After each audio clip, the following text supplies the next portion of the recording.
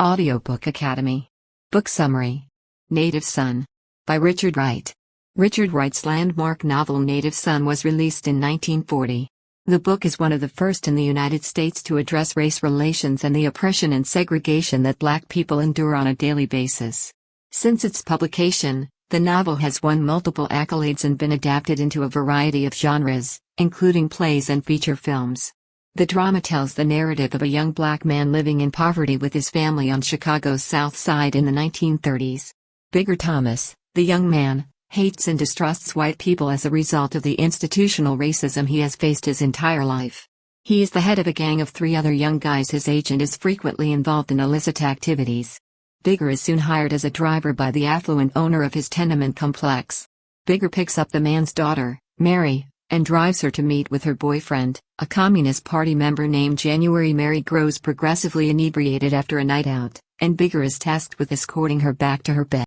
While attempting to do so, he is nearly apprehended by the young woman's mother and panics, placing a pillow over Mary's face to keep her quiet. In the process, he accidentally suffocates her. Bigger quickly disposes of the young woman's body in the family's furnace. Soon after, the family discovers Mary is missing and begins searching for her. Bigger leaves in fear of being blamed of her murder after her remains are discovered in the furnace.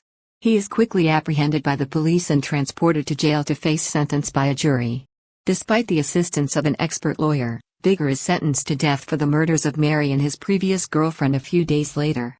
The novel elaborates on 1930s America's racism and the impact of stereotype on the mind of a young Black man. The novel begins with the sound of an alarm clock in a one-room apartment on Chicago's South Side. Mrs. Thomas, a Black mother, and her 3 children, Bigger, Buddy, and Vera, are awakened by the alarm. A huge black rat scurries across the floor as they dress, turning their heads to give each other solitude. Bigger kills the rat with a skillet and hangs it in front of his sister before discarding it. Bigger goes out into the streets after breakfast to hang out with his gang, G.H., Gus, and Jack. They play white for a while, imagining they have options and can do whatever they want. They tire of it and proceed to a local pool hall, where they intend to rob Bloom's Delicatessen, a white company, later that afternoon. Bigger and his gang have never robbed a white shop before, and the prospect makes them nervous. But Bigger understands that in order to avoid embarrassment, he must carry it out. He goes to the movies with Jack to keep his thoughts occupied for the next few hours. They watch a double feature, the first of which depicts a beautiful white world and the second of which depicts Black folks in the bush. Bigger is fascinated by the life depicted in the white film, particularly by the communist in the picture, who appears to be despised by the wealthy. At 2 p.m., just before the robbery, Bigger goes home to collect his gun and then returns to the pool area. Bigger becomes enraged when Gus arrives late and accuses him of cowardice before pulling a knife on him and forcing Gus to lick it. Bigger is relieved in private. He exploits Gus's tardiness as an excuse not to carry out the robbery and saves face by frightening Gus. His violence frightens the others while relieving some of Bigger's stress. Bigger goes to a job interview at 5 p.m., scheduled by a relief group that will shut off aid to the Thomas family if he does not accept the position. He will be the Dalton family's chauffeur and will be provided with accommodation and board as part of his compensation. Mr. Dalton, a white NAACP supporter, donates funds to Black colleges and ping-pong tables to Southside youth organizations. He is a real estate magnate who owns the majority stake in the company that owns the tenement where Bigger's family resides. Bigger's first task is to drive Mary, the Dalton's daughter, to a university event. But Mary instructs Bigger to drive her to a separate address where they will meet Jan Erlone, her lover and a Communist Party leader in the area. Mary and Jan embarrass Bigger by attempting to befriend him. He is accustomed to being respectful and submissive to whites. Mary and Jan, on the other hand, shake his hand, ride next to him in the front seat of the car, drink with him, and invite him to eat soul food with them. This makes him perplexed and even angry. Bigger drives around the park after dinner, as Mary and Jan drink and kiss in the back seat. They drop off Jan before returning to the Dalton house, and Bigger discovers Mary is too inebriated to walk. He carries her up to her room and lays her on the bed, furious. He becomes so aroused about being close to a white woman that he kisses her and gropes her breasts, feeling heated from the rum he has been drinking. Mrs. Dalton, Mary's blind mother, enters the room at that point. Bigger is so scared of being discovered in a white woman's room that he covers Mary's face with a pillow to conceal her from being heard. Mrs. Dalton leaves the room, believing Mary is sound sleeping and inebriated. When Bigger examines Mary's condition, he discovers he has accidentally suffocated her. He rushes to devise a plan, frantic and terrified. He eventually places her body in a trunk and transports it to the basement furnace room. He then throws Mary's body into the fire, but not before cutting off her head with a hatchet so that the body can fit. Then he steals Mary's pocketbook, which contains some cash, to make it appear as if she has fled. Bigger intends to act as if nothing has occurred. He moves the trunk to the car because Mary had previously instructed him to transport it to the railroad station the following morning. Then he goes home and sleeps. Bigger wakes up the morning after killing Mary feeling like a new person at the start of Book 2. He feels more alive and strong than ever before since he has done something for the first time in his life. When he looks at his family, he sees blindness. He wonders why people have to live in such deplorable conditions. Bigger's unusual demeanor perplexes his family. When his mother questions him about why he didn't arrive at 4 a.m., he lies and tells her that he arrived at 2 a.m. He believes that this version of events is more consistent with the explanation he has prepared in case he is charged with Mary's murder. He also believes that if he is detained for questioning by the police, he will expose Jan as a communist. He then gathers his gang and concludes that because they can't see anything, they, too, are blind. He remembers Mary and believes that her murder was justified because of years of horrible treatment from whites. He also wishes he felt a sense of camaraderie with black people, but he does not believe it will happen unless they have a leader to unite them. Bigger returns to the Dalton home and discovers Peggy, one of the Dalton children, peering into the furnace. For a brief minute, he considers killing her to protect his secret, but when she finds nothing strange, he dismisses the concept. Peggy finds that the automobile has been left in the driveway all night, and Bigger tells her that Mary instructed him to do so. Peggy is still doubtful, but Bigger goes on to explain that a gentleman arrived to their house the night before, and she chooses not to question him more. Bigger believes at this point that the Daltons had not yet recognized Mary as missing. When she does not come down from her room to go to the train station, he pretends to be surprised. Peggy implies that she has already left. Bigger transports Mary's trunk to the station, and when he returns, the Daltons begin to wonder about Mary's absence. They see that she does not appear to have packed all of her belongings in the trunk. Mrs. Dalton questions Bigger about his account of events, but he simply repeats it, adding that Jan escorted him to Mary's room to put her to bed.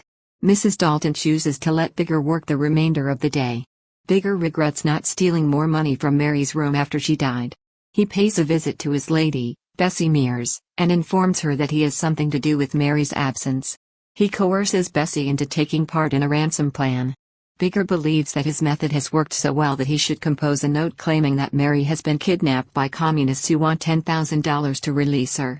Bigger's strategy succeeds effectively because no one suspects a black servant of carrying out such a plot. Mary goes missing, and the Daltons engage a private investigator named Mr. Britton to find her. Mr. Britton interrogates Bigger, who acts meek and answers in a way that clearly implicates January. Mr. Dalton, who believes Jan is a communist and a liar, orders Jan's arrest and detention for questioning. Mr. Dalton and the investigator bring Bigger to the furnace room and question him further about January. When one of the reporters tries to fuel the fire, he discovers a mound of bones and an earring in the furnace. Bigger panics and flees unnoticed, leaving the others to consider the horrifying sight. Bigger picks up Bessie, and the two retreat to a frigid, abandoned tenement building where they have intercourse.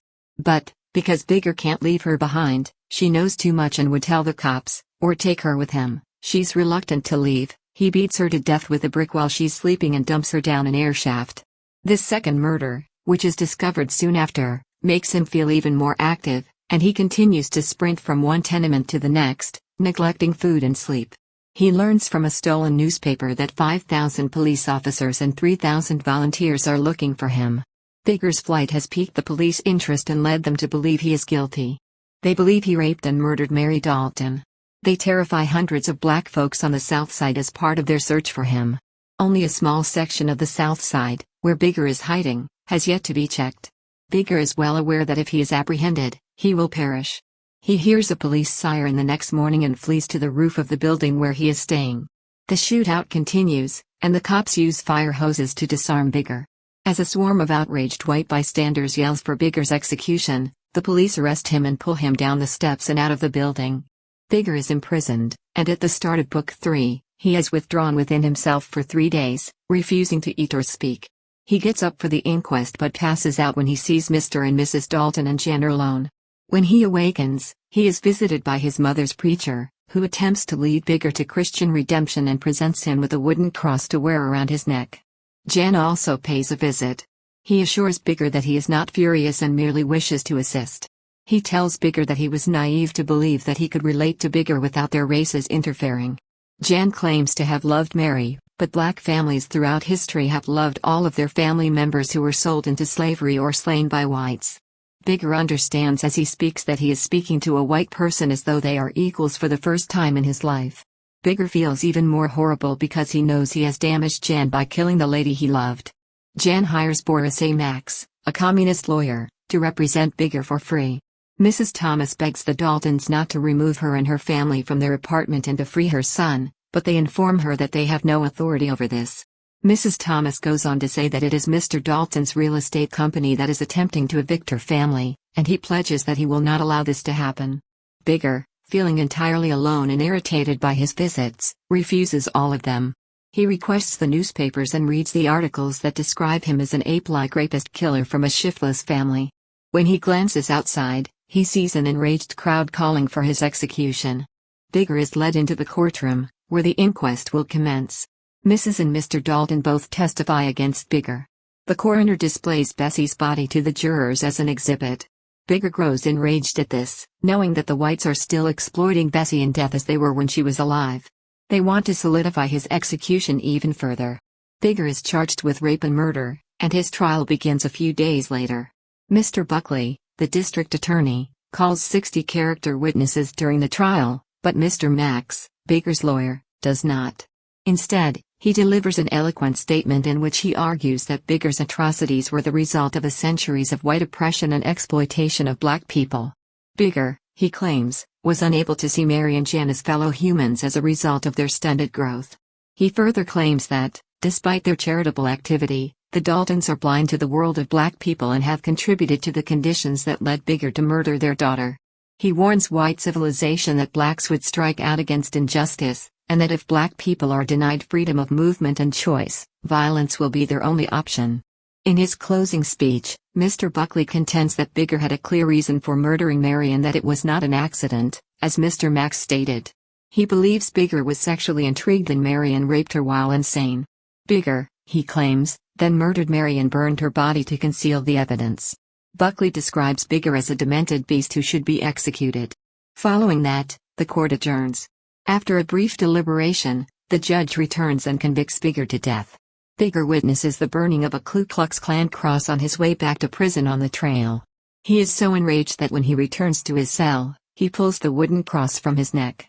When the pastor returns, Bigger refuses to see him. He attempts to comprehend the significance of his life and his place in the world. Max pays a visit after failing to obtain a governor's pardon for Bigger. Bigger believes he has come to trust Max and attempts to communicate his feelings to him. But when Bigger informs Max that what he did was good because he hadn't realized he was alive until after executing his crime, Max is horrified and appalled. Bigger asks Max to say hello to Jan as he walks away. Bigger is left alone after this and decides to confront death in acceptance of who he is. Bigger Thomas, a 20-year-old black man who accidentally kills one of his employer's daughters in an effort to prevent her from alerting anyone that he is in her room. Throughout the narrative, Bigger is depressed and filled with rage against whites who make him feel inadequate and degraded. Often afraid, he uses violence to mask his genuine sentiments, releasing tension and rage within him. Bigger feels isolated and alone. He despises not only white culture but also black culture. He has never felt love and has no idea how to love. As a result, he treats his girlfriend, Bessie, as if she were an item. Bigger is astonished to discover that he enjoys murdering Mary and Bessie and that murder is the only thing he believes gives his life meaning after accidentally killing both of them. Richard Wright seemed to be going out of his way in this portrayal to convey that Bigger is not a typical hero. His ability for violence, particularly the brutality with which he carries out the killings, as well as his lack of regret, reveal him as an example of a figure formed by white oppression and racism, rather than a hero to respect and identify with. Bigger confirms white society's worries in the book by conforming to the caricature of a brutish, vicious, murderous black man. Wright's point here is that Bigger only became a horrible killer because white culture already assumed he was one. Of course, This contributes to the country's racist cycle. Bigger only begins to redeem himself soon before his death, when he comes to view whites as humans and realizes the extent to which racism has hindered his development through conversations with Max in January. The novel's title, Native Son, implies that Bigger's spiral into violence and murder is a uniquely American story.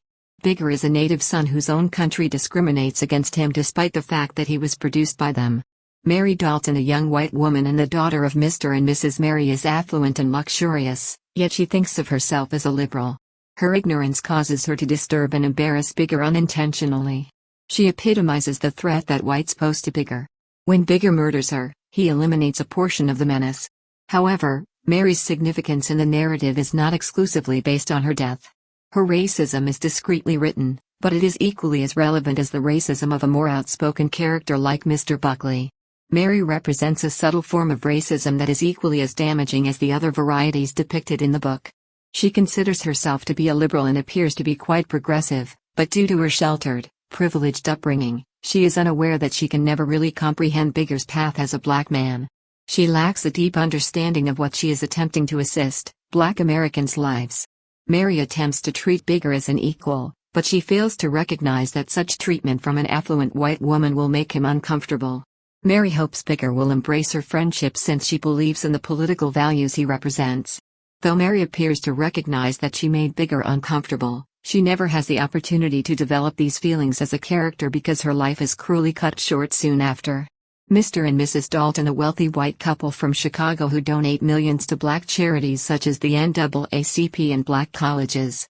In stark contrast, it is revealed in the court scene that Mr. Dalton's real estate company charges exorbitant rents for rat-infested one-room apartments. They assume they are doing good for blacks and impoverished people, but they have no concept how much agony they cause others. Jan Erlone, Mary's lover, who is also a Communist Party member, which irritates Mary's parents. Jan, like Mary, wants to treat Bigger as an equal, but she is unaware that Bigger considers this insulting. Jan starts to accept some of the blame for who Bigger is and thus for Bigger's crime as Bigger attempts to frame him for Mary's death. Jan is the first white person Bigger recognizes as a person. Jan tries to assist Bigger by hiring a lawyer to defend him. Bigger's final words in the book are to tell Jan that he said hello, demonstrating that he still regards Jan as a friend and wishes to thank him for attempting to assist with the trial. Boris A. Max, a white, communist-affiliated lawyer that Jan hires to defend Bigger during his trial. Mr. Max recognizes that Bigger has been subjected to a protracted cycle of oppression and degradation. He tries to understand Bigger as a human being, but is later surprised to hear that Bigger appears to have loved the violence and may be more than just a misunderstood black guy. In the final shot, he leaves Bigger in his cell, seemingly relieved that he lost the trial. Richard Nathaniel Wright was an American author whose open opposition to racial discrimination made him a voice for a generation of black Americans. Wright, who was born in Natchez, Mississippi in 1908, lived his childhood in poverty and moved frequently with his family throughout the tri-state area of Tennessee, Mississippi, and Alabama. Wright dropped out of high school after the 9th grade and published his first tale when he was only 16. He supported himself by working menial jobs and moving to Chicago's South Side in 1927. During the Great Depression, he joined the Federal Writers Project and the Federal Negro Theater Project. He joined the Communist Party in 1932 and began writing poems, short stories, and essays.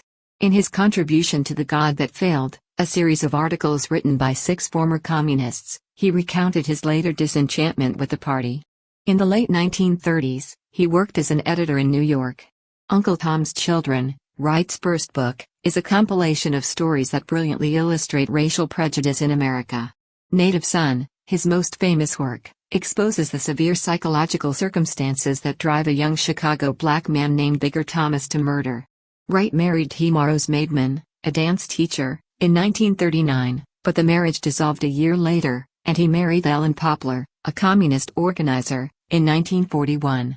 Julia and Rachel were the couple's 2 daughters. Wright's autobiography, Black Boy, 1945, illustrates in painful personal terms the terrible impact of discrimination on a black person growing up in the United States. Wright felt dissatisfied with life in the United States and relocated to France in 1947, becoming a French citizen and traveling throughout Europe, Asia, and Africa. He based several nonfiction books on his trips. Wright died of a heart attack in 1960 in Paris, France, at the age of 52. He was laid to rest in the Père Lachaise Cemetery. Thank you for listening in Audiobook Academy.